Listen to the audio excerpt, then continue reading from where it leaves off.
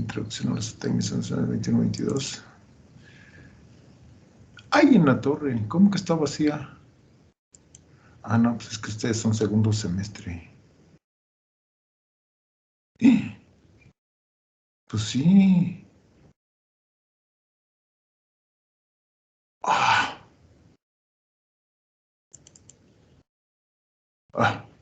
No sé qué pasó, pero bueno. Bueno, vamos a comenzar con lo que es materia ya propiamente. Fíjense, estamos en marzo. Otros años, a estas alturas, ya íbamos a la mitad del semestre.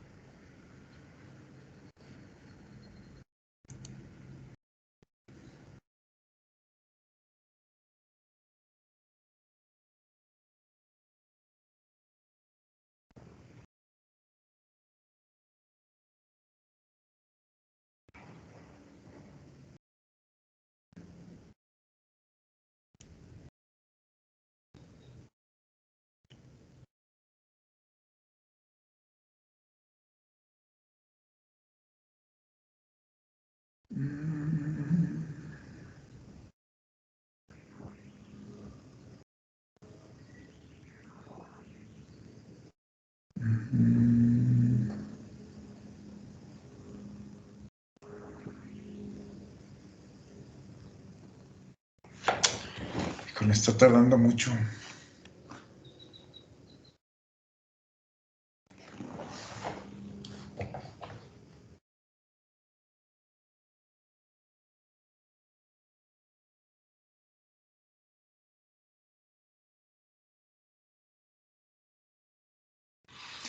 Bueno.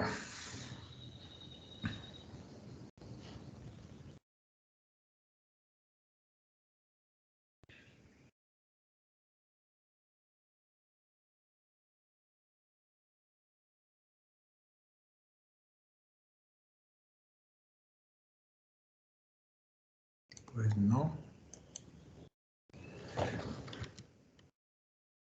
Pues...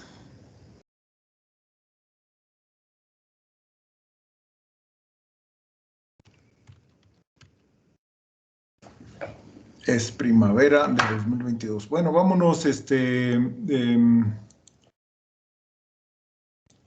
están por ahí, ¿sí me oyen? Sí, profe. Sí, profe. Sí, profe. Bueno, vamos a empezar con propiamente material ya de lo que es zootecnia propiamente. Y bueno, vamos a empezar, vamos a agarrar 3 unidades para ver algunos principios básicos de nutrición, de forrajes y de reproducción. Y luego vamos a ver 4 sistemas de producción como tal. Entonces, el primero que vamos a ver va a ser principios básicos de nutrición animal. Sí, y bueno, acá hay que recordar que el costo de alimentación es el más alto en todas las unidades de producción animal, ¿sí? Sin ninguna duda, ¿sí? Bueno, primeramente vamos a ver, en realidad no vamos a ver ni anatomía ni fisiología, es una revoltura de las dos, y que de todos modos para ustedes a estas alturas ya anatomía ya se la saben. De hecho, saben más de anatomía que yo en estos momentos, ¿sale? Bueno, en los animales de interés zootécnico existen 2 tipos, ¿sí? Rumiantes y no rumiantes. Y esta es la clasificación que quisiera yo que utilizaran a lo largo de toda su vida, por lo menos acá en zootecnia, ¿sí? Se dice que monogástricos y todo eso, pero los monogástricos son incluso también, los rumiantes son monogástricos. Luego vamos a ver por qué, ¿sí? Bueno, el asunto es que los rumiantes son animales que tienen mandíbulas que la evolución las adaptó a la alimentación herbívora, ¿sí? Digieren alimentos fibrosos como forrajes, tienen 4 compartimentos estomacales, ¿sí? Que son el rumen, retículo, omaso y abomaso. Ustedes los pueden conocer con diversos nombres que librillo, cuajar, libro, no sé, hay montones de nombres, ¿sí? Los nombres técnicos son los que tienen ustedes ahí, rumen, retículo, maso y biomaso. Vamos a ir viendo un poquito más adelante qué hace cada uno de ellos, dónde se ubica con más especificidad y todo eso, ¿sale? Y las especies de rumiantes que existen en el país son principalmente tres: bovinos, ovinos y caprinos. Si estuviéramos, no sé, en otras latitudes, pudiéramos agregar camellos, llamas, vicuñas, alpacas, venados, ¿sí?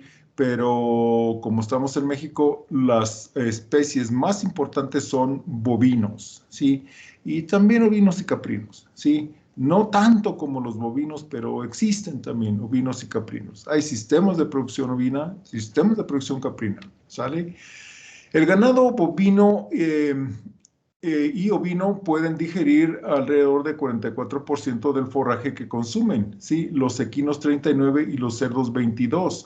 Todavía, si ustedes se fijan, los equinos y los cerdos consumen, o sea, pueden digerir un muy alto porcentaje considerando que son no rumiantes, ¿sí? Pero vamos a ver luego a qué se debe esta situación. Por ahorita les adelanto que los no rumiantes también pueden hacer algo de fermentación, una fermentación de tipo postgástrica. Luego vamos a ver por qué postgástrica, ¿sí? Y bueno, ya les decía que cerdos y equinos son, o equidos, para meter también ahí a los burritos, ¿sí? Estas son especies de no rumiantes, ¿sí? Los rumiantes digieren forraje gracias a un montón de bacterias, diversas especies de bacterias que viven en sus sistemas digestivos, y estas bacterias para su crecimiento producen proteínas, ¿sí? Vitaminas, principalmente del complejo B, vitamina K y otros nutrimentos, y posteriormente las bacterias son arrastradas al intestino delgado, donde son digeridas, liberando los nutrimentos que las componen para su absorción, ¿sí? En este órgano. Entonces, los forrajes que consumen los alimentos no pueden ser digeridos por las enzimas que producen los animales. Entonces, primero las bacterias que viven en el rumen van a comerse el forraje y luego pues van a crecer mucho, van a crecer tanto que el torrente que está siendo digerido las va a arrastrar hacia las partes más bajas, digámoslo, por llamarlo de alguna manera, que no son más bajas, pues, sí, están al mismo nivel, sí, en los rumiantes, sí, pero son arrastradas por el torrente que está siendo digerida del estómago hacia el intestino delgado. Y en ese torrente van a ir las bacterias que ya crecieron con lo que comieron los rumiantes. Entonces, ¿cómo se aprovechan los nutrimentos contenidos en los forrajes? Digiriendo las bacterias. Las bacterias que crecieron de los nutrimentos contenidos en los forrajes que el animal comió. Entonces, si ustedes se fijan, y dado que los rumiantes proporcionan alojamiento a estas bacterias, se establece una simbiosis entre quién y quién, entre las bacterias y el rumiante. El rumiante provee el lugar para que vivan las bacterias y las bacterias proveen los nutrimentos contenidos en los forrajes. De esta manera, los animales es que aprovechan los nutrimentos contenidos en los forrajes que ellos consumen. ¿Sale? Aquí tenemos una representación del aparato digestivo de los rumiantes. Obviamente no están guardadas las proporciones, ¿sí? Porque aquí tenemos la boca y luego tenemos varias glándulas salivales, que submaxilar, que supramaxilar, en fin, no vamos a ver acá estos nombres, ¿sí? Simplemente vamos a decir, hay unas glándulas salivales y luego después de la boca hacia el estómago, hay un conducto que es el esófago, ¿sí? En el esófago los alimentos llegan y van a desembocar en el retículo rumen, ¿sí? De ahí pasan al omaso y posteriormente al abomaso.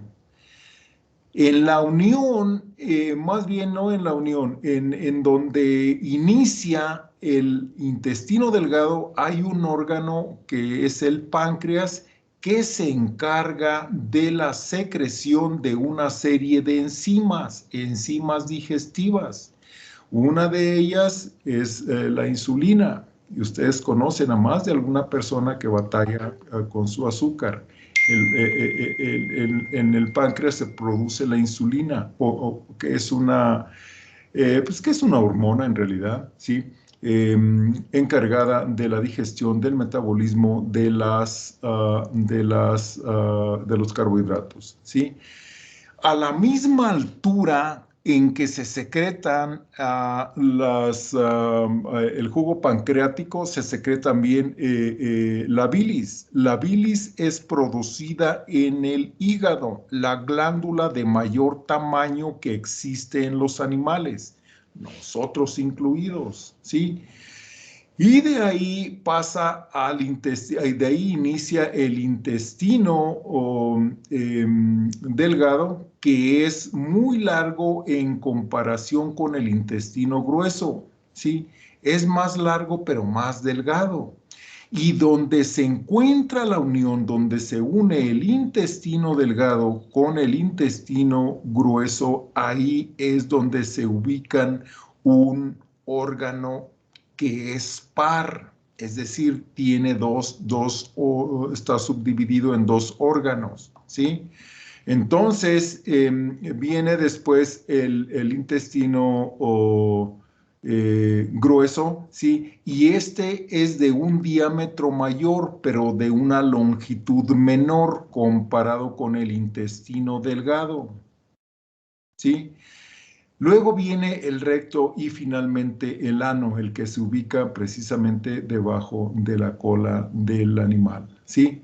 Esto entonces es una representación del aparato digestivo de los rumiantes, ¿sí? Ahora, en el caso de los no rumiantes, bueno, los no rumiantes son animales que tienen.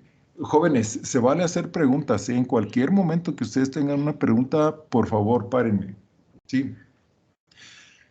Son animales que tienen un solo compartimento estomacal, ¿sí? A diferencia de los rumiantes que lo tienen dividido en 4 compartimentos, ¿sí?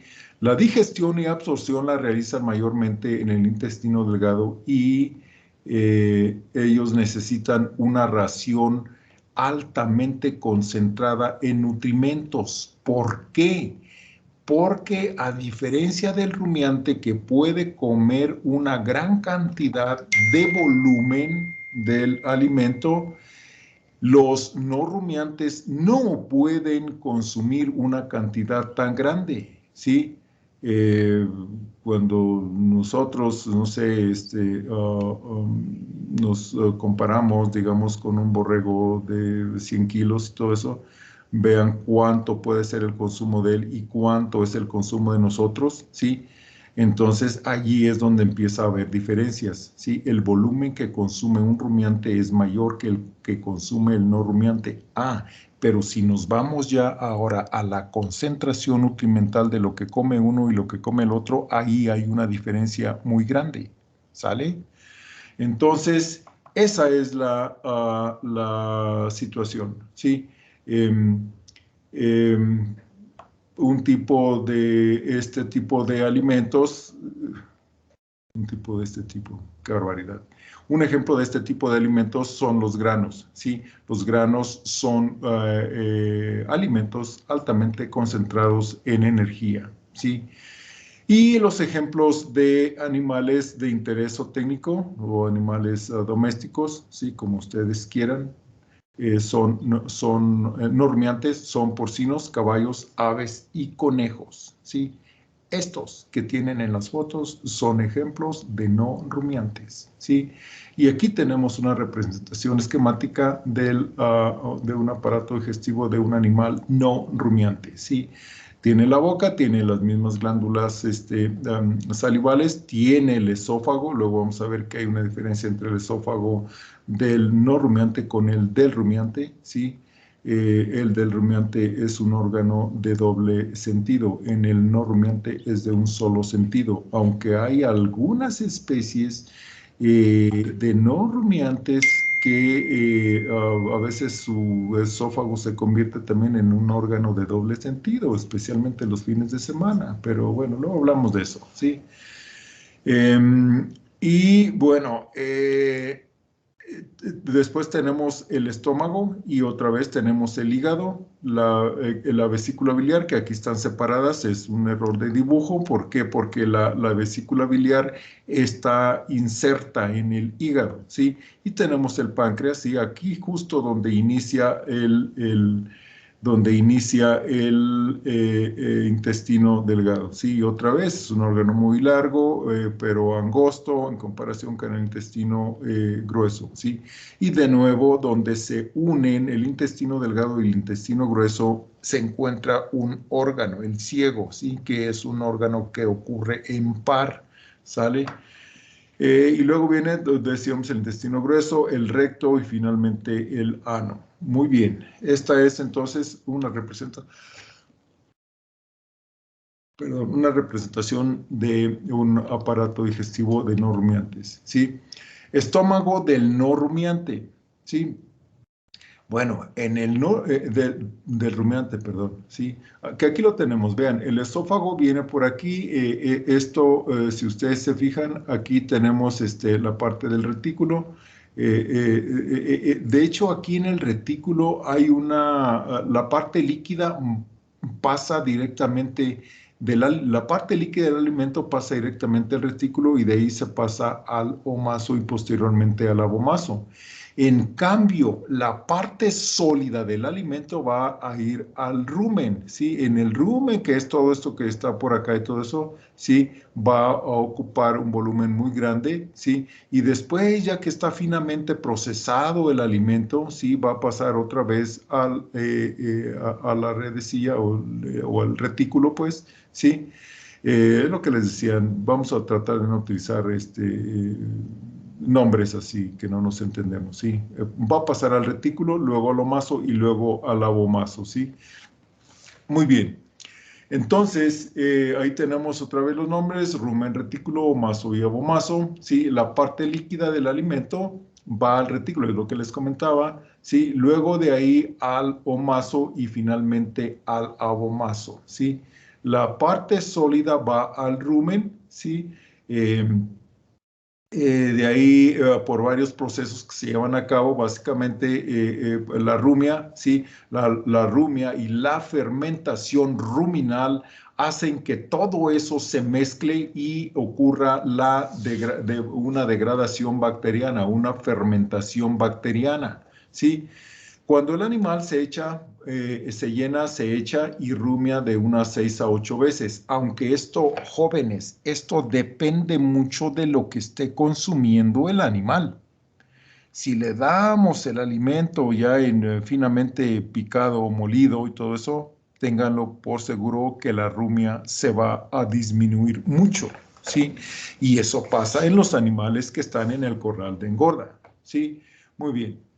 Entonces, cuando el animal se llena, decíamos, se echa y rume de 6 a 8 Profesor, veces. Sí,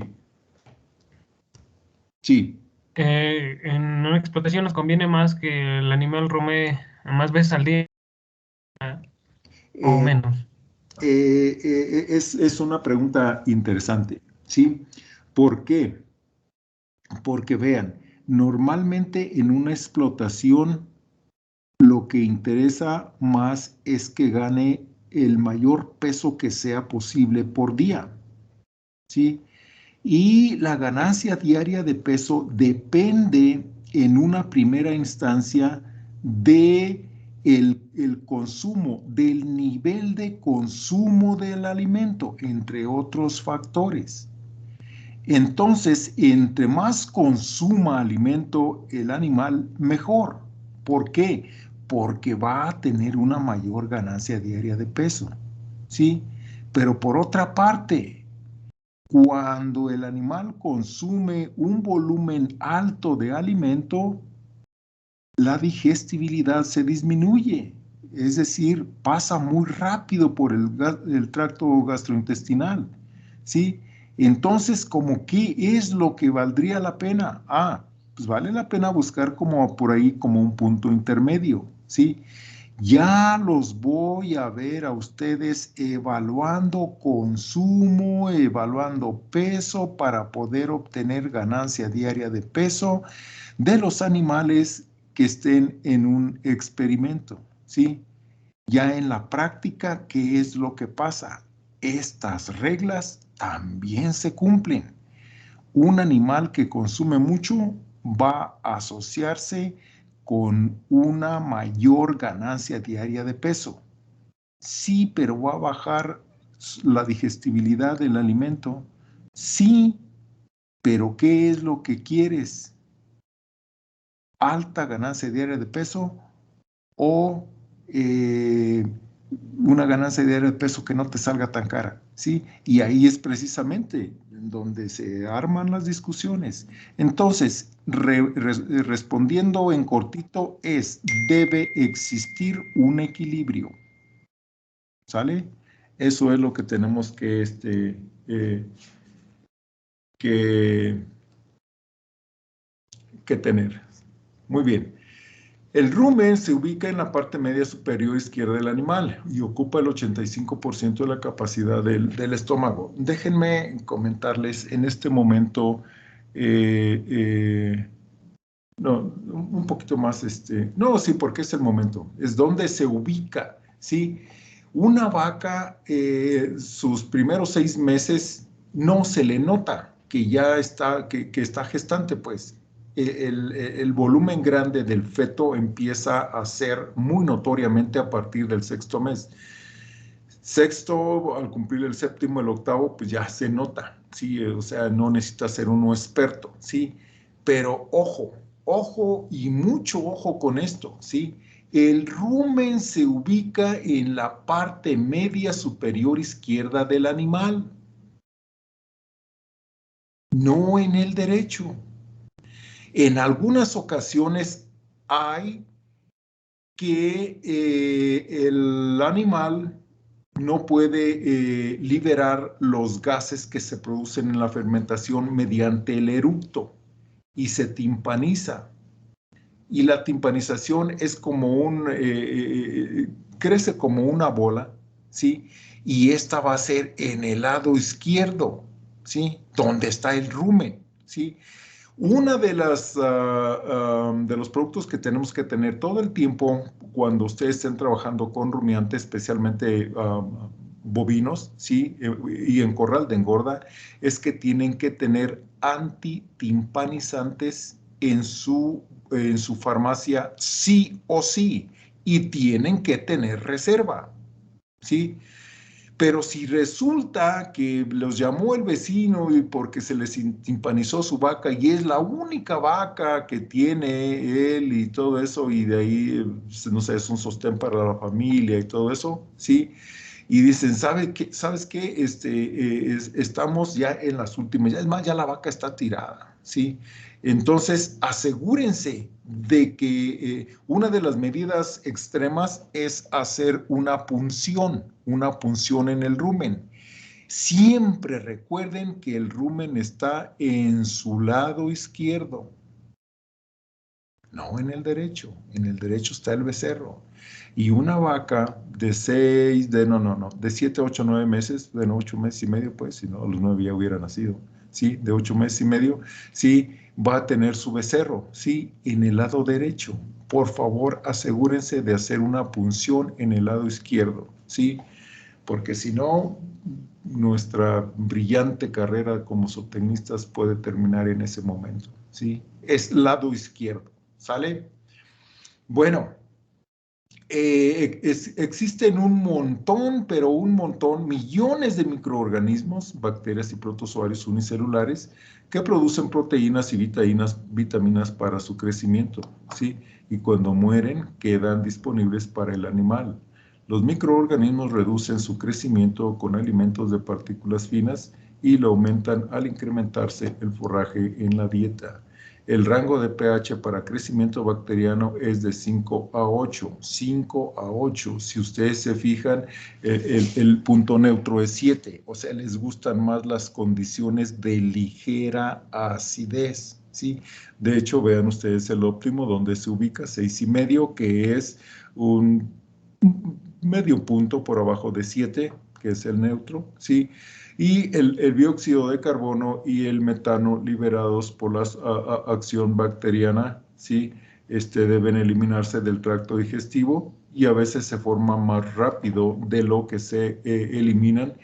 Y esto va a pasar cuando los animales consumen gran cantidad de forraje, pudiendo causarse timpanismo. Y ya les decía, el extremo o la medida extrema es hacer una punción en el rumen, asegurarnos de que la hacemos en el lado derecho, ¿sí? El omaso, por su parte, ocupa el 8% de la capacidad del estómago y tiene fuertes músculos que se encargan básicamente de la absorción de agua, ¿sí? Y el abomaso es el estómago verdadero, no porque los otros sean de a mentiras, no. Verdadero porque es ahí donde se secretan los jugos digestivos, ¿sí? 7% de la capacidad del estómago eh, es lo que ocupa el abomaso, ¿sí? Y ahí el alimento que está siendo digerido se va a mezclar con el jugo gástrico que se libera precisamente allí en el abomaso y en el estómago en los no rumiantes, ¿sí? Y por eso, vean, por eso les digo que no son monogástricos. Más bien que utilizar el término monogástrico está mal utilizado, ¿sí? Porque aún los rumiantes son monogástricos. ¿Cómo así? Así es. Solo en el abomaso se secretan jugos digestivos, ¿sí? Ni en el omaso, ni en el retículo, ni en el rumen. No, solo en el abomaso. Por eso es que también son monogástricos. ¿Sale? Muy bien.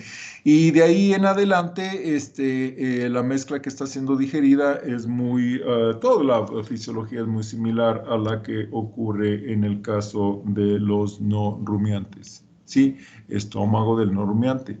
Aquí se recibe el alimento y se adiciona jugo gástrico para la digestión de 1,2 a 1,5% del ácido clorhídrico que contiene, va a participar en bajar la acidez y en que rompa algunos polímeros. ¿Qué polímeros?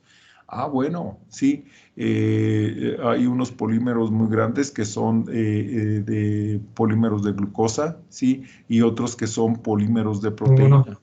Sí, ok. adelante, adelante, Sí. adelante. Ah, sí. Estoy aquí en Calpan. ¿Perdón?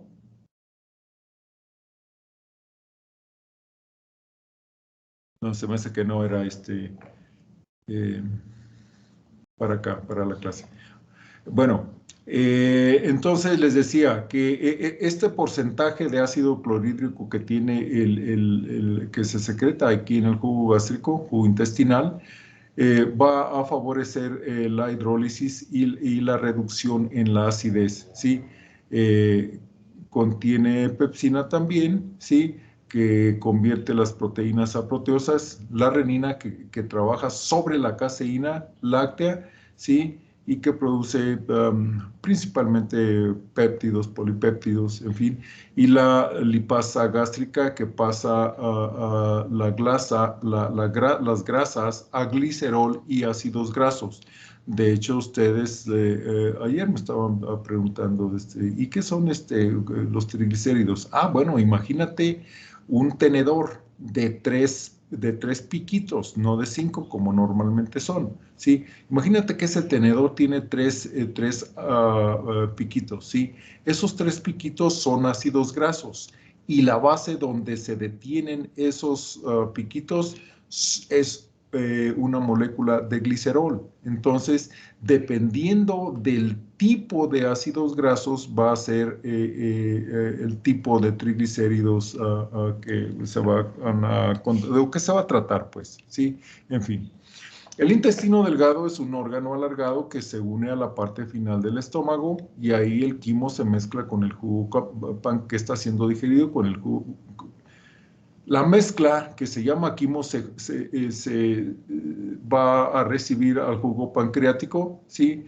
El jugo pancreático, la bilis y el jugo intestinal, y la longitud en el cerdo adulto es muy grande, ¿sí? Vean ustedes, de 22 a 25 metros es la longitud de este órgano, ¿sí? Y aquí pasan dos procesos muy importantes. El intestino delgado es importante porque aquí se termina la digestión y se realiza la mayor parte de la absorción, ¿sí? No por eso, pues es un tubo muy grande, ¿sí? Es decir, mientras va pasando el material que está siendo digerido, se están absorbiendo los componentes de los alimentos, ¿sí? Y ya cuando termina el intestino delgado, acuérdense que vamos a llegar ahí al ciego o a los ciegos, ¿sí? Como ustedes quieran. Al ciego, ¿por qué? Porque es el órgano, así se llama. ¿Por qué ciegos? Ah, porque es un órgano en par, ¿sí? En fin. Y de ahí el material que está siendo digerido pasa al intestino grueso, donde se hace básicamente una absorción de humedad, ¿sí? Y para de ahí pasar al recto y finalmente ser desalojado en el proceso, bueno, de defecación, ¿sí? El jugo pancreático, acuérdense que este jugo se va a secretar al inicio del intestino delgado, ¿sí? Por el páncreas es que lo secreta, ¿sí? Va a contener tripsina, ¿sí? Y la tripsina va a trabajar sobre las proteínas, las proteosas y peptonas y las va a pasar a péptidos, ¿sí? De ahí también va a contener amilasa, que por ser componente del jugo pancreático se va a llamar amilasa pancreática. Sin embargo, la amilasa también la encontramos en el jugo intestinal y la encontramos en la saliva, ¿sí?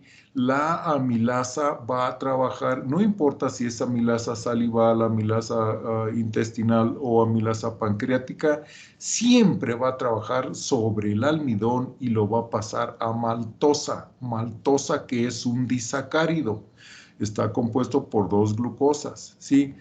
Aquí también va a contener lipasa, que va, ya les decía, a trabajar sobre las grasas y se va a obtener glicerol y ácidos grasos de la acción de la lipasa. También este jugo pancreático va a contener maltasa, que va a trabajar sobre la maltosa y se va a obtener 2 moléculas de glucosa. Si dijimos, acabamos de decir que la maltosa es un disacárido, entonces los monosacáridos componentes de la maltosa son glucosas, ¿sale? La bilis, que también se secreta aquí, no es que sea, acuérdense, no es componente del jugo, de ningún jugo, de nada, no es, ella en sí es un jugo, un jugo que va a ser un jugo digestivo también, y es un líquido alcalino amarillento verdoso, ¿sí? En el que se secreta del hígado y va a ayudar en la digestión de las grasas, ¿sí? Vamos a ver un poquito más adelante a ver cuáles son las enzimas que están contenidas en cada uno de estos jugos, ¿sí? El jugo intestinal se secreta de las paredes del intestino delgado, va a contener peptidasa que trabaja sobre las proteasas, peptonas y péptidos y los transforma en aminoácidos. La sacarasa, que trabaja sobre la sacarosa, acuérdense que la sacarosa es un disacárido también compuesto de una fructosa y una glucosa, ¿sí? Y va a contener también maltasa, que trabaja, ya decíamos, a lo acabamos de ver en el jugo pancreático. La maltasa trabaja sobre la maltosa y se producen dos glucosas. Y la lactasa, ¿sí? La lactasa que trabaja sobre la lactosa para obtener glucosa y galactosa, ¿sí? Acuérdense que hay gente que es intolerante a la lactosa y todo eso. ¿Por qué? ¿Qué es lo que los hace intolerantes? Que no producen lactasa o suficiente lactasa para trabajar sobre los carbohidratos lácteos, que es básicamente la lactosa. ¿Sí? Muy bien. Y aquí en el cuadro 1 les presento un montón de enzimas que va a depender de dónde se formen, ¿sí? Y ahí las tenemos. Jóvenes, si estuviéramos en presencial y todo eso, lo que pasa es de que tiene un buen rato que ya no he hecho exámenes como los hacía antes y eso, pero esto me lo tienen que saber. Pónganle ustedes por ahí algo así, algo que diga, esto viene en el examen, ¿sí? Entonces, es más, déjenme ver si puedo hacer yo sí, entonces aquí, ¿dónde le pongo? Siguiente, anterior, última, ver, acercar de nuevas versiones de puntero.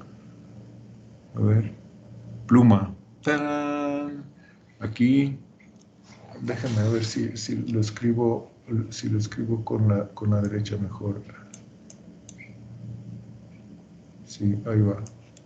Ups. Bueno, que me sirva. Y la convertimos en T. Y esta luego lo ponemos aquí. Y luego aquí, ups. Estudiar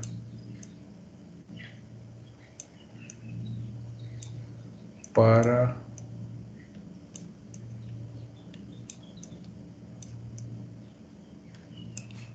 el examen. A ver, déjenme ver. Híjole, qué horrible escribo. Esto, jóvenes. Examen.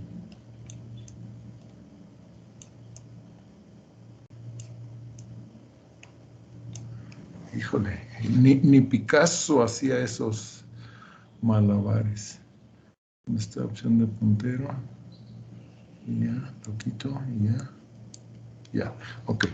Pero regresamos. Sí, entonces, tenemos primero la milasa va a trabajar acuérdense, el sustrato es sobre la que trabaja. El producto es lo que se obtiene de su trabajo. Y aquí tenemos las enzimas y dónde se producen, es decir, el órgano, pues, o la parte de donde se producen, ¿sí? Tenemos la milasa que trabaja sobre el almidón, glucógeno y dextrina, ¿sí? Y va a generar maltosas, ¿sí? La milasa siempre su producto va a ser maltosas, ¿sí? Se encuentra en salivas y en páncreas, ¿sí? Luego viene la maltosa que trabaja sobre la maltasa, perdón, que trabaja sobre la maltosa y se obtiene de ellos glucosa. Acuérdense que la maltosa es un disacárido, ¿sí? Esta enzima se produce básicamente en el intestino delgado. Después viene la lactasa, que trabaja sobre la lactosa, ¿sí? Se produce en el intestino delgado y los productos de su acción, los productos de su trabajo sobre la lactosa es un disacárido. Los monosacáridos componentes son glucosa y galactosa, ¿sí? Y aquí podemos seguirnos, ¿sí? Sacarasa sobre la sacarosa, glucosa más fructosa, lipasa, trabaja sobre los lípidos y se van a obtener monoglicéridos. Acuérdense que monoglicéridos es cada uno de los 3 piquitos que tiene un tenedor. Glicerol es la base, ¿sí? Y los ácidos grasos, bueno, pues son los otros ácidos, grasos que van a estar componiéndose. Es decir, otra vez, para que me entiendan, los piquitos del tenedor, dependiendo de cuántas moléculas de carbono tengan, van a tratarse de diferentes, ácidos grasos, ¿sí? Luego vienen las enzimas que trabajan sobre grasas y aceites, y ahí tenemos la lipasa. La lipasa va a trabajar sobre los lípidos, ¿sí? Y se van a obtener, decíamos, estoy repitiendo, bueno, no importa, glicerol, ácidos grasos y monoglicéridos, ¿sí? Luego vienen las que trabajan sobre las proteínas, ¿sí? Y aquí tenemos renina, pepsina, tripsina, quimiotripsina, carboxipeptidasa, aminopeptidasa y dipeptidasa, ¿sí? Trabajan básicamente sobre proteínas, con excepción de la renina, que bueno, es exclusiva para la leche, ¿sí? Y si ustedes se fijan, va a producirse en la mucosa gástrica del abomaso, en los becerros jóvenes, ¿sí? Y ella va a participar básicamente en la coagulación de las proteínas lácteas. Ustedes saben que de hecho, de que para la elaboración del queso hay algunos productos que se llaman cuajo, bueno, no es otra cosa más que renina, ¿sí? Que hace precisamente que la leche se cuaje, ¿sí? En fin. Y aquí tenemos los diferentes órganos donde se forman estas proteasas, ¿sí? De manera genérica, es decir, todas son proteasas. Ya cuando ustedes les ponen un nombre y apellido específico, bueno, entonces es cuando ya van a trabajar sobre un sustrato en particular. ¿Sí? De todas ellas se van a obtener polipéptidos, péptidos, proteasas, péptidos aminoácidos, ¿sí? Y aminoácidos, ¿sí? Entonces, vean ustedes, ¿cuál es la que hace el trabajo más fino? Las dipeptidasas, ¿sí? Que van a trabajar sobre los dipéptidos precisamente y se van a obtener como producto de su trabajo aminoácidos, ¿sí? Aquí está. Y luego viene dos que son que trabajan sobre las nucleoproteínas, ¿sí? La nucleotidasa y la nucleosidasa, ¿sí? Y de ahí, de ellas se va a obtener nucleótidos y nucleósidos, ¿sí? Y estos son las purinas y el ácido fosfórico, ¿sí? Muy bien. Luego viene el ciego, ¿sí? Que ya habíamos comentado, es este órgano que es en par, se ubica en la unión del intestino delgado y el intestino grueso. Eh, se va a encargar de absorber agua, aunque va a tener muy poco funcionamiento, excepto en conejos y caballos, ¿sí? Luego viene el intestino grueso, ¿sí? Que es un órgano, decíamos, de mayor diámetro, aunque de menor longitud que el intestino delgado. Su función principal es absorción de agua principalmente, valga la redundancia, y sigue ahí una acción bacteriana agregando mucus para facilitar el paso del material, ¿sí? El recto es la porción final del intestino grueso y por ahí se evacúan los desechos de los alimentos, la parte de los alimentos que no fue digerida.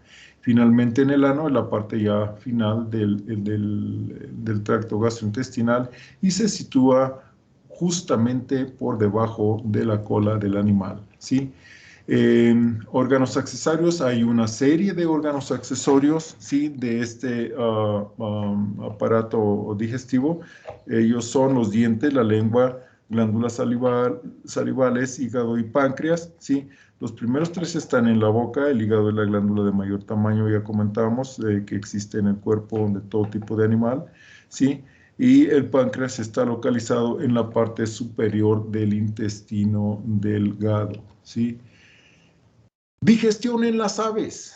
¿Por qué tenemos que ver las aves de manera particular? Sí, bueno, tenemos que verlo así porque la digestión en las aves tiene algunas particularidades que la hacen ligeramente diferente de la que se lleva a cabo tanto en rumiantes como en no rumiantes, ¿sí? Las aves en particular son no rumiantes, ¿sí? Y de hecho, si ustedes se fijan, pues cada especie como que tiene una particularidad, así es. Cada especie tiene una particularidad. Los caballos, ¿de qué difieren de los cerdos? ¿De qué difieren de los conejos? ¿De qué difieren de las aves? Las aves, ¿de qué difieren? En fin, todas estas cosas. Cada una tiene sus particularidades, ¿sí? Por ejemplo, las aves no poseen dientes. Si ustedes descubren una ave que tiene dientes y que no sea un fósil, los fósiles sí saben que algunos tienen dientes, ¿sí? Entonces, publíquenlo. Nature se los va a publicar y se van a hacer ultra archimega famosos, ¿sí? Pero eso se encuentra en una gallina con dientes, ¿sí? Que está difícil, pues. Las aves de corral van a partir el alimento en partículas, valga la redundancia otra vez, más pequeñas hasta un tamaño en que pueden ingerirlo. Para ellos generalmente ocupan las patas cuando las aves son animales libres. O el pico, ¿sí? Cuando son animales enjaulados, generalmente el alimento lo reciben ya reducido, no tienen que andar haciendo ese comportamiento que así hacen las demás aves cuando van a comer, ¿sí? El alimento pasa a la boca y a través del esófago hasta el buche, que es un ensanchamiento del esófago en el cual el alimento se puede almacenar temporalmente, ¿sí? El buche es un órgano que solo sirve para acumular alimento. De ahí ocurre un poco de hecho es un humedecimiento, no es no es una fermentación como tal, ¿sí? Aunque hay algo de eso, ¿sí? Especialmente cuando las gallinas, no, que comen mucho, como las que andan así libres en nuestras casas, las casas de nuestras mamás, tíos, tías, en fin, y eso.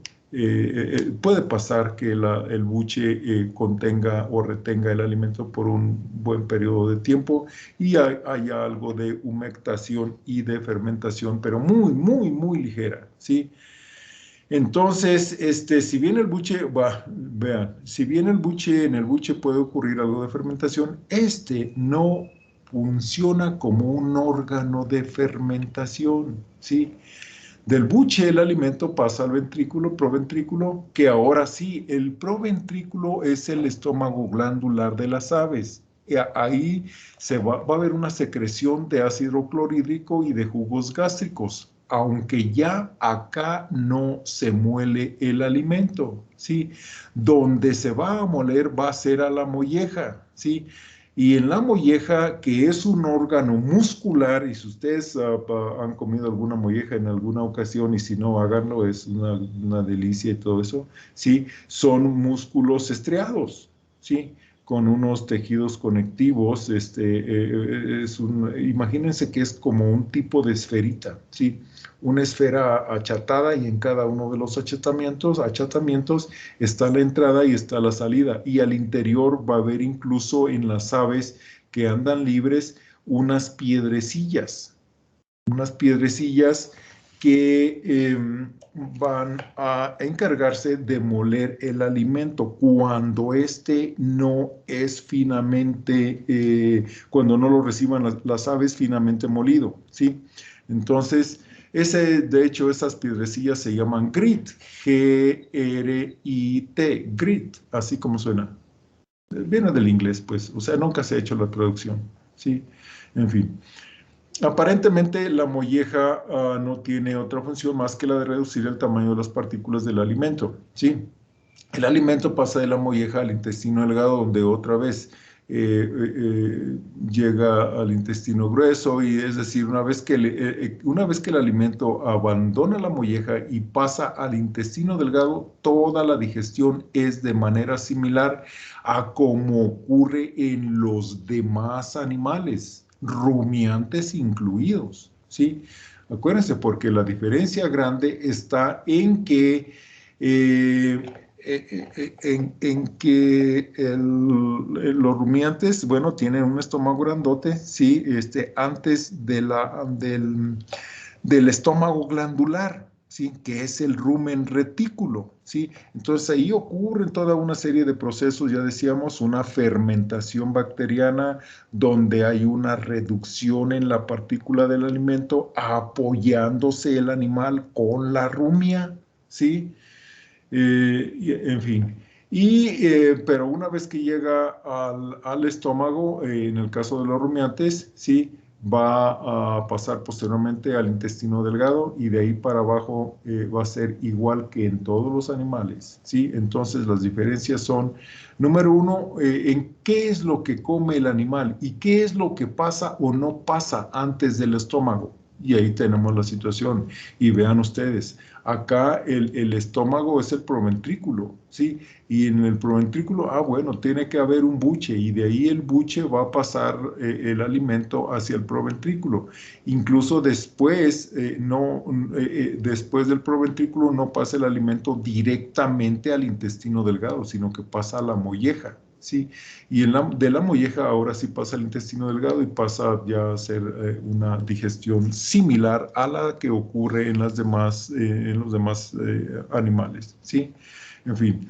Entonces, el alimento pasa de la molleja al intestino delgado, y de donde pasa a su vez al intestino grueso, y en esta unión se localizan dos ciegos que contribuyen poco a la digestión. Sirva el momento. Por un 10, dígame alguno de ustedes, ¿por qué se llama fermentación pregástrica y por qué se llama fermentación postgástrica en un tipo y en otro de animales? Se abre la oportunidad. Otra vez. ¿Por qué en un tipo de animales hablamos de fermentación pregástrica y por qué en otros hablamos de fermentación postgástrica? Una ayudadita. En los rumiantes hablamos de fermentación pregástrica. En los no rumiantes hablamos de fermentación postgástrica.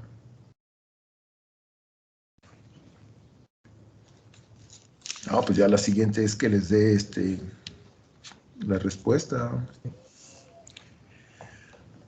Hablamos de fermentación En los rumiantes pregástrica. se da. A ver, dime. Que Dime. en la pregástrica se da, pues bueno, se da antes del proceso. Y por ejemplo, los rumiantes, ella pasa a los intestinos, y en los intestinos ya se asimilan las vitaminas bueno, proteínas, vitaminas, etcétera. Ujú. Pero ya antes llevó un proceso de fermentación en el rumen, con el retículo o maso. Y ya en la posgástrica, pues ya son animales más que no necesitan una fermentación anterior para que puedan digerir los alimentos. Bueno, así lo pienso. Ajá. No sé si estoy bien. Estabas cerquita, pero te desviaste ya en la última parte. Miren, imagínense que lo que da lo del término pregástrico o postgástrico es si la fermentación ocurre antes del estómago glandular. Entonces, como en los rumiantes sucede en el rumen, retículo y omaso, ¿sí? Y luego el abomaso es el estómago glandular, entonces hablamos de pregástrica, ¿sí? Antes de que el alimento o lo que esté siendo digerido reciba los jugos digestivos. ¿Y por qué posgástrica? Ah, porque allí ya los recibió, los jugos digestivos, que son en el estómago y al inicio del intestino delgado, ¿sí? Entonces, si ocurre antes del estómago y del inicio del intestino delgado esta fermentación, hablamos de una fermentación pregástrica. Y si hablamos de una fermentación después de este punto, hablamos de una fermentación postgástrica. Y si ustedes se fijan, la fermentación en gallinas ocurre en los ciegos, en los caballos ocurre en los ciegos, en los caballos ocurre en los ciegos, ¿sí? Entonces, por eso hablamos de fermentación pre- y postgástrica, a eso se refiere, ¿sí? El asunto que hace la diferencia es si ocurre antes o después de que se den las secreciones de los jugos gastrointestinales en el estómago y al inicio del intestino delgado. Muy bien. Del intestino grueso el material pasa a la cloaca, donde también desemboca la orina y desde allí es expulsada a través del ano, ¿sí? Vamos a hablar ahora del desarrollo del estómago de los rumiantes, ¿sí? El estómago de los rumiantes va a comenzar su desarrollo incluso desde que está en el vientre de la vaca, ¿sí? Desde ahí empieza a desarrollarse el rumen, ¿sí? Prosigue su formación, crecimiento y crecimiento y desarrollo hasta que el animal es un adulto. Si no adulto como tal, un adulto fisiológico en términos del funcionamiento del rumen, ¿sí? El abomaso es la única parte de los rumiantes jóvenes que va a funcionar. Cuando ellos nacen, todo el alimento que van a tomar se imaginan que es leche, bueno, leche o calostro, y acabamos de decir que de hecho hay una canaladura que une el esófago con el abomaso. Es decir, el alimento que toma el recién nacido no va al rumen, no va al retículo, pasa directamente al abomaso, ¿sí? Entonces, conforme el animal va avanzando de edad, va a ir consumiendo algunos productos que van a ir colonizando el rumen. Van a ver por ahí a los animales que están consumiendo por ahí que un pedacito de pasto, que un poquito de alfalfa, que concentrado y todo eso. Bueno, todo eso va a hacer que su rumen se colonice con las bacterias.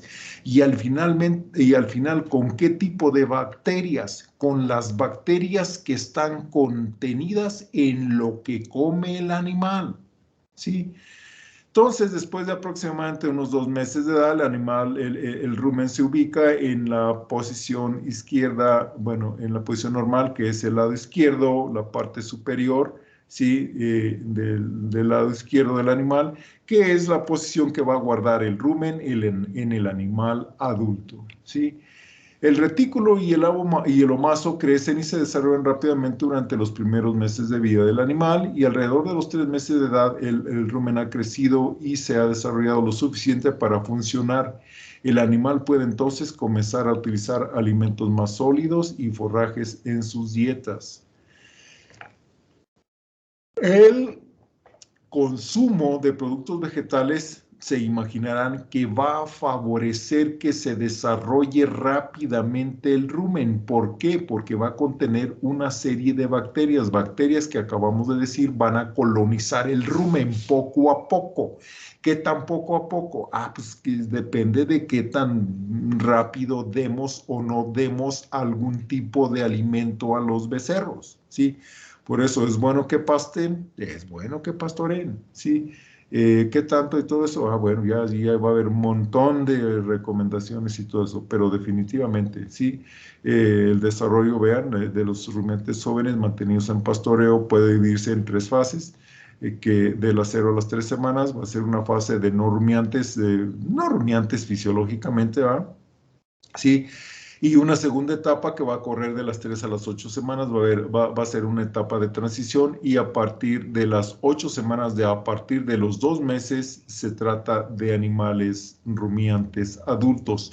Por lo menos desde el punto de vista fisiológico, ellos van a ser rumiantes. Van a rumiar, van a consumir forrajes toscos, ¿sí? Es decir, alfalfa, pasto, en fin, todo eso, ¿sí? Eh, y ya pueden funcionar como animales rumiantes adultos. Muy bien. Vamos a ver ahora algunos conceptos que tenemos que saber para poder nosotros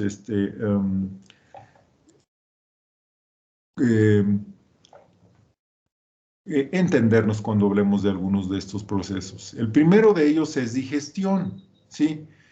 Y vamos a entender por digestión el proceso fisiológico de descomposición de un alimento en las sustancias más simples que lo están formando, ¿sí?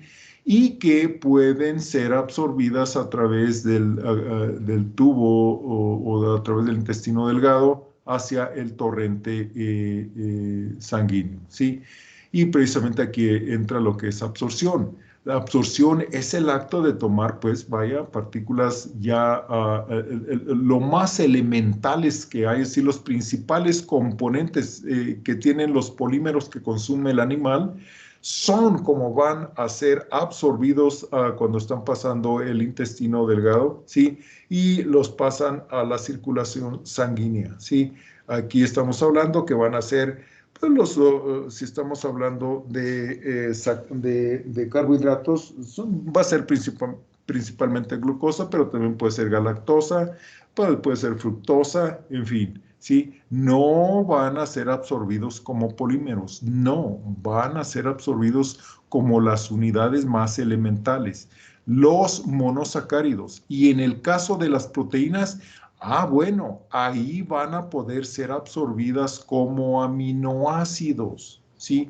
Entonces, las proteínas son unos polímeros de tremenda longitud y peso molecular y tienen que ser llevadas a su componente más esencial, que es los aminoácidos, ¿sí?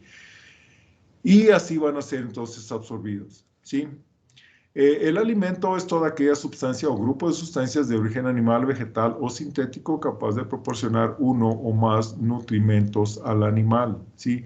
¿Qué es un nutrimento entonces?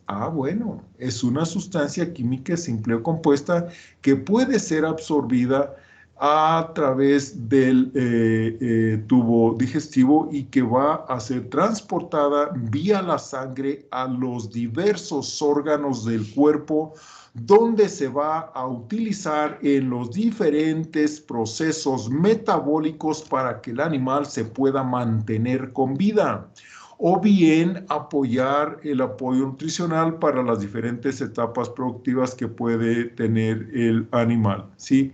Existen algunos nutrimentos que deben ser provistos a través de lo que se come el animal. Estos animales que no pueden ser provistos por otros medios se llaman nutrimentos esenciales, ¿sí? Luego tenemos los nutrimentos agrupados en estos tres grupos que ven ahí, ¿sí? El primero de ellos es el grupo de los nutrimentos energéticos o grupo de energéticos, que va a contener básicamente carbohidratos y lípidos, que pueden ser estos últimos aceites o grasas. Luego viene el segundo grupo muy, muy, muy importante, el de las proteínas, un tercero de vitaminas, el cuarto de minerales y el agua, que por sí solita va a ser un grupo de nutrimentos. ¿Qué tan importante? Pues nada más pensemos en que alrededor de un 70-75% de las diferentes especies de animales sí contienen ese porcentaje de agua, ¿sí? Es muy, muy, muy importante, ¿sí? Sin agua no hay vida, ¿sí? Muy bien. Vamos a ver ahora lo que es expresión de nutrimentos y bueno, se imaginarán que hay varios esquemas, varios sistemas para la expresión de nutrimentos, ¿sí? Uno de ellos es el sistema de nutrimentos digestibles totales y bueno, este es un sistema muy parecido al sistema de energía digestible y su principal limitante es que está basado en el análisis proximal, aunque puede ser fácilmente adaptados a condiciones donde no existe un equipo muy sofisticado, ¿sale? El medio rural, pues estoy hablando, ¿sí? Eh, Vienen después los constituyentes de los alimentos y bueno, los alimentos están formados por agua y materia seca, ¿sí? Y la determinación de uno y otro es muy sencillo. Simplemente ustedes toman una muestra, la pesan en fresco, después se la llevan a una mufla hasta peso constante, ¿sí?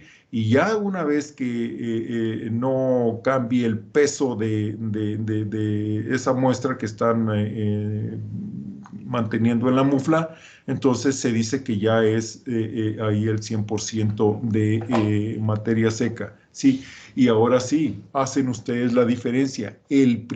Al primer peso le restan el segundo y la diferencia va a ser el contenido de agua de la muestra que estén analizando. Sea esta un concentrado, sea leche, sea aceite, sea un pasto, sea un lo que ustedes quieran analizar, ¿sale? Entonces tenemos primero ya esa división, una división entre materia seca y contenido de humedad, ¿sí? Y aquí tenemos, vean ustedes, ¿sí? Tenemos los alimentos que bórrenle si no les gusta el alimento, pongan ahí ingredientes o muestra a analizar y todo eso. Y lo que sigue siempre se va a cumplir. Tenemos después el contenido de agua y tenemos el contenido de materia seca, ¿sí? Y tenemos después de eso, sí, agua está por su parte, por un lado, ¿sí? Y tenemos nosotros la materia seca. Ah, bueno, en la materia seca vamos a tener dos componentes, la materia orgánica cuyas características principales van a ser que se encuentra formada por carbono, hidrógeno, oxígeno y nitrógeno, y por la materia inorgánica. Es decir, llego yo con mi muestra, la peso, la llevo a peso constante, la diferencia es agua, y luego, después me voy a analizar mi materia seca, ¿sí? La quemo, ¿y qué es lo que me va a quedar? La materia inorgánica, ¿sí? Y lo que se quemó va a ser la materia orgánica. ¿Por qué? Porque formó dióxido de carbono, ¿sí? Y se fue, ¿sí? Todo se tuvo que haber ido, ¿sí? En fin, entonces, de la materia orgánica tenemos después los compuestos nitrogenados y ahí pueden ser proteína verdadera, o sea, compuestos que son proteína verdadera o pueden ser no proteína, ¿sí? Y de lo que sigue los carbohidratos y de carbohidratos vamos a tener básicamente de dos tipos. Aquellos que van a estar componiendo la pared celular de los vegetales y los que van a estar fuera de la pared celular. ¿Por qué es importante eso? Porque los que forman parte de la pared celular normalmente van a tener una muy baja digestibilidad y van a estar asociados con lignina, ¿sí? Y se determinan de una determinada manera en el laboratorio, ¿sí? Y los que van a estar en el citoplasma de las células, bueno, ellos no van a ser parte de la pared celular y van a ser el tipo de carbohidratos que pueden ser aprovechados muy fácilmente. Son los carbohidratos solubles, ¿sale? Luego vienen los compuestos fenólicos, que es básicamente taninos y lignina, ¿sí? Eh, y bueno, la lignina va a formar parte también de la pared celular y los taninos, bueno, normalmente esos van a ser diferentes tipos de compuestos que normalmente no se analizan de manera rutinaria, salvo que haya alguna razón especial, y esto es cuando sean algún tipo de un ingrediente nuevo que se pueda sospechar que sea alto en taninos y para ver, no sé, son análisis especiales, ¿sí? Siguen los lípidos, y en los lípidos hay lípidos sencillos y lípidos compuestos, ¿sí? Estos se determinan mediante un análisis que es el extracto etéreo, ¿sí? Es decir, ellos se van a disolver en este tipo de solvente, por eso se llama extracto etéreo, ¿sí? Luego, finalmente, vienen las vitaminas, sí, que van a haber básicamente de dos tipos, aquellas que se disuelven en la grasa y a las que se disuelven en el agua, sí. Y ellos no son analizados de manera rutinaria, sí. Y decíamos que la materia inorgánica, que van a ser el contenido de minerales, básicamente los vamos a tener en esenciales y no esenciales. ¿Sí? No es que no, que no sean esenciales, no se requieran. Lo que pasa es que se requieren en muy pequeñas cantidades. Y de hecho, de aquellos que se requieren, entre comillas, en grandes cantidades, todavía podemos hacer una división. ¿Qué división? Aquella que los categoriza en macrominerales y en microminerales, ¿sí? ¿Y qué está dada, por qué, qué determina que caigan en un grupo o en otro? Básicamente la cantidad que se requiere de ellos para la nutrición del animal, ¿sale?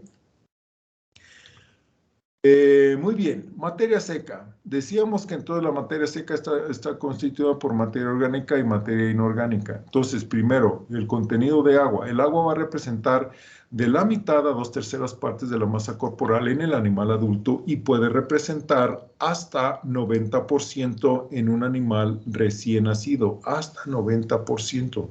Vean, 90% de agua, vean si es importante o no es importante, ¿sí?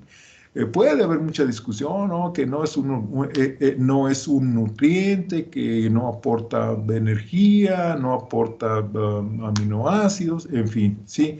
Pero bueno, es todavía un nutrimento porque participa en un montón de procesos metabólicos que sin ellas, simple y sencillamente, estos procesos no existirían, ¿sí? Entonces, el compuesto más importante en casi todos los tejidos del animal, y los animales sufren más rápidamente por falta de agua que por falta de cualquier otro nutrimento, ¿sí? Un animal puede utilizar prácticamente toda su grasa corporal y hasta la mitad de su proteína y puede seguir vivo. Sin embargo, si ese animal pierde tan solo 10% del agua corporal, el animal morirá, ¿sí? Entonces vean ustedes, ¿sí? Si es importante o no es importante, ¿sí? Entre las funciones más importantes del agua están que es un componente importante de la sangre y linfa, va a transportar los distintos nutrimentos durante el proceso de digestión. Los productos finales del metabolismo se van a eliminar del cuerpo vía el agua en la orina, limpiando así de impurezas al organismo. Por ejemplo, uno de estos, son compuestos residuales, pues, que se tienen que desechar. Uno de ellos es la urea, ¿sí? La propiedad de ser solvente y su uso como sustrato permite el metabolismo de otros nutrimentos en el organismo. De hecho, el citoplasma de la célula está compuesto mayormente por agua. Es en el citoplasma de la célula donde se llevan a cabo un montón de reacciones bioquímicas, reacciones metabólicas, y es precisamente eso lo que facilita el agua, sí, que se lleve a cabo ahí. Es un muy buen regulador, el agua es un muy buen regulador de la temperatura corporal, ¿sí? Y bueno, esto está dado por la capacidad que tiene el agua para absorber calor y la capacidad del animal para eliminar calor vía evaporación. Todos estos constituyen el mecanismo por el cual el animal va a eliminar el calor que se producen durante las diversas y montoncísimo de reacciones bioquímicas que suceden a nivel celular.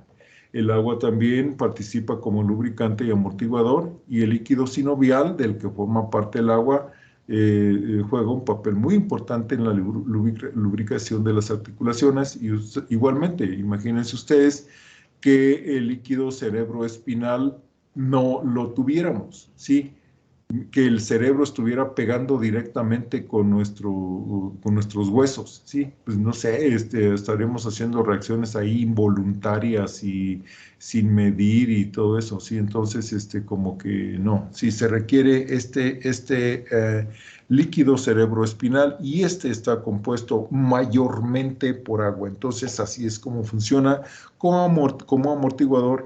Y ahora todo el mundo levantamos el brazo al nivel de nuestros hombros, y primero flexionamos nuestro puño, lo traemos cerca de la cabeza, ahora lo ponemos en el punto más lejano, y todo eso, todo el mundo puede sentir así como se está participando ahí esta articulación. Si no tuviéramos el líquido sinovial ahí en el codo, ¿sí?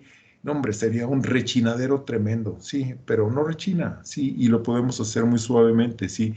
Damos vuelta a las articulaciones y todo eso. Eso es posible porque hay un líquido lubricante, el líquido sinovial, que está atrapado precisamente en esas articulaciones. No está libre, no se crean, ¿sí? Entonces ahí, en fin.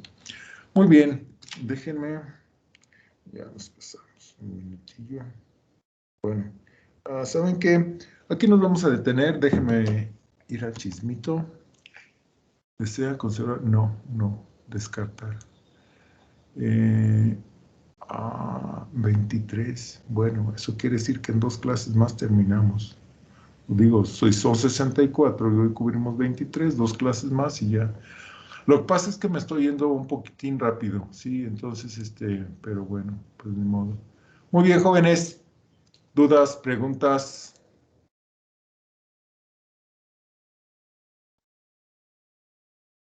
¿Nada? ¿Inquietudes? Profesor, ¿Nada? De mi parte disculpe, no, profe. Muy bien. A ver, disculpe, ¿nos sí, irá a sí, compartir la presentación? sí. Por favor. Sí, Sí, gracias. sí, déjenme pasar lista. ¡Tarán! Lista pasada. Qué fácil es pasar lista Yo acá. tengo una duda. A ver, dime. Ve que al principio dijo que el rumen trabajaba menos cuando están en engorda, porque se les da ya todo el alimento pues en pedazos, ¿no? En pedazos pequeños, todo Procesado, el forraje. procesado Ajá. finamente, ajá, sí. Eso tiene que ver porque me he dado cuenta que cuando están en engorda, hacen como más aguado, más diarrea. Sí, ¿Tiene que ver con la cantidad de proteína que comen o es por eso que eh, eh, no que digieren menos? tiene que ver, híjole, ahí le tendríamos que preguntar a alguien que es experto en eso, pero yo me atrevería a pensar que es básicamente por el volumen que come. Sí, porque acuérdense, cuando un animal, acuérdense que en esos animales lo que tratamos de optimizar es la ganancia diaria de peso. Entonces, para ello, ¿qué hacemos? Darle de comer a todo lo que quiera. Hay un sistema de alimentación que se llama a libre acceso. ¿Qué es eso? Lo que coma lo que él quiera, ¿sí? ¿Y eso para qué? Para tratar de optimizar la ganancia diaria de peso. ¿Y qué es lo que pasa? Uno de los trastornos que pasan cuando el animal come mucho es que, bueno, ¿sí? Ese alto volumen hace que la tasa de pasaje del alimento sea alta.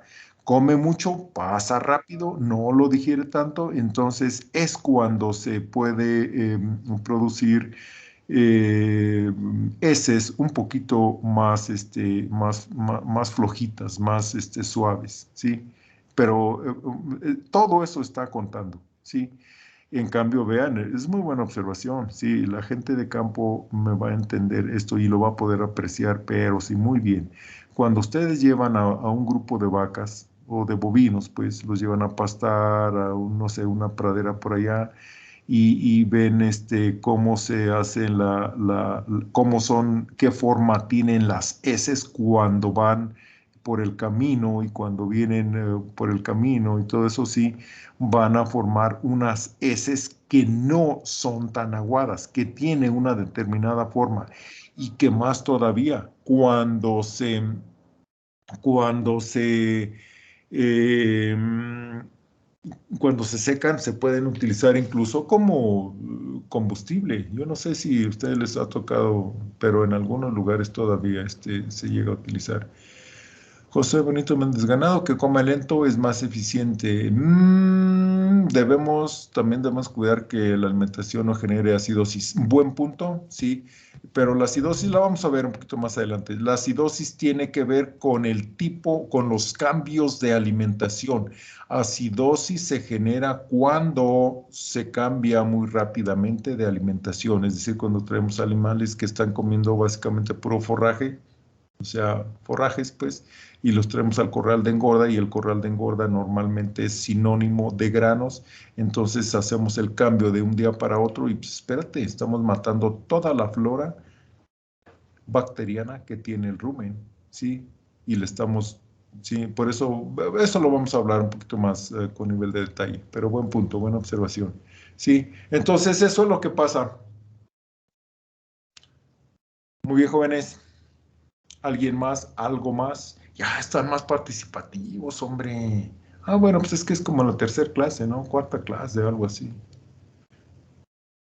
Pero bueno, sale. Lo estamos viendo. Gracias, profe. Hasta Hasta luego. luego, profe. Hasta luego, profesor. Gracias. Profesor. Vale. Hasta luego, Nos vemos. profe. Gracias. Hasta luego. Gracias, profe. Bye, bye. Nos vemos.